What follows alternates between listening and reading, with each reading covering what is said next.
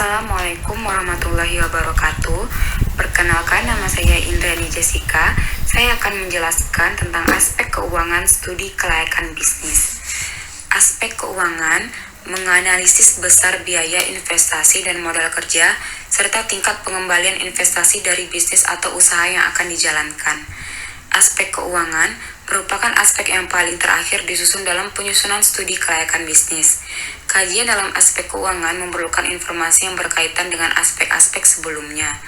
Tujuan aspek keuangan adalah menganalisa sumber dana usaha, analisa kebutuhan biaya investasi, analisa besarnya modal kerja, proyeksi rugi laba, proyeksi arus kas, proyeksi neraca, analisa sumber dana, analisa tingkat pengembalian investasi.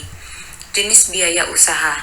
Biaya investasi, penanaman modal untuk satu atau lebih aktiva yang dimiliki dan biasanya berjangka waktu lama dengan harapan mendapatkan keuntungan di masa-masa yang akan datang. Biaya operasional. Semua biaya yang harus dikeluarkan agar kegiatan bisnis dapat beroperasi atau berjalan secara normal. Terdiri dari biaya tetap dan biaya tidak tetap. Contoh biaya tidak tetap adalah biaya tenaga kerja tidak langsung, bunga bank, biaya asuransi, dana depresiasi.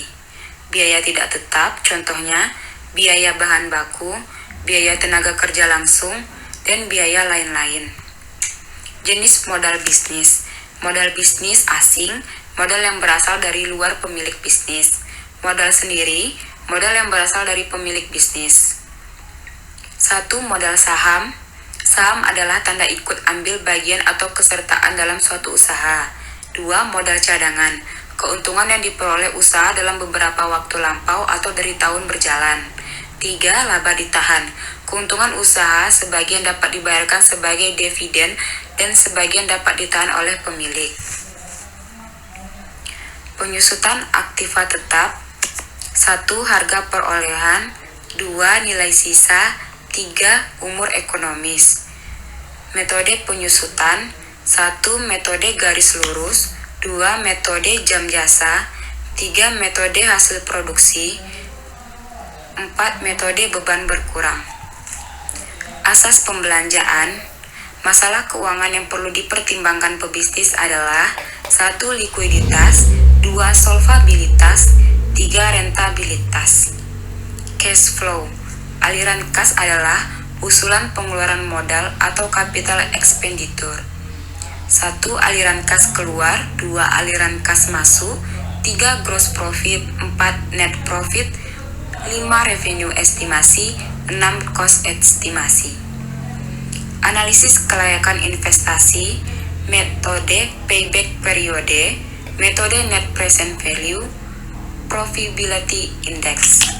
Metode payback periode digunakan untuk menghitung lama periode yang diperlukan untuk mengembalikan uang yang telah diinvestasi dari aliran kas masuk bersih tahunan yang dihasilkan oleh bisnis yang dilakukan.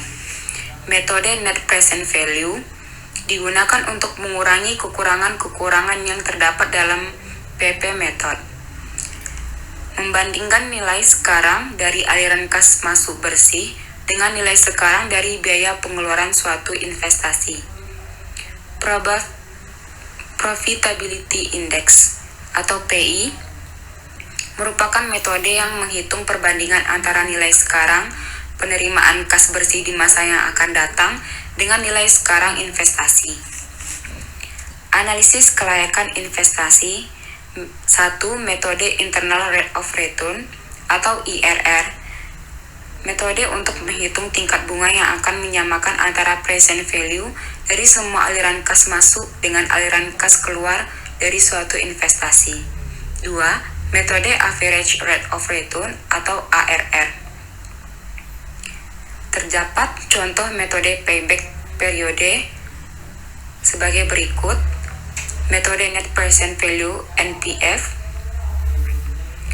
Probability Index atau PI, metode Internal Rate of Return IRR, metode Average Rate of Return atau IRR. Sumber data primer, Data sekunder. Pengumpulan data, studi dokumentasi dilakukan dengan menelaah buku atau dokumen yang berkaitan dengan data keuangan. Survei dilakukan dengan melakukan wawancara maupun membagikan kuesioner berkaitan dengan biaya investasi, biaya operasional, harga per unit produk, estimasi volume dan pertumbuhan penjualan. Studi observasi dilakukan dengan melakukan observasi yang berkaitan dengan kondisi lahan dan mesin yang akan dibeli untuk memperkirakan umur ekonomis dan kelayakan pasar. Selesai.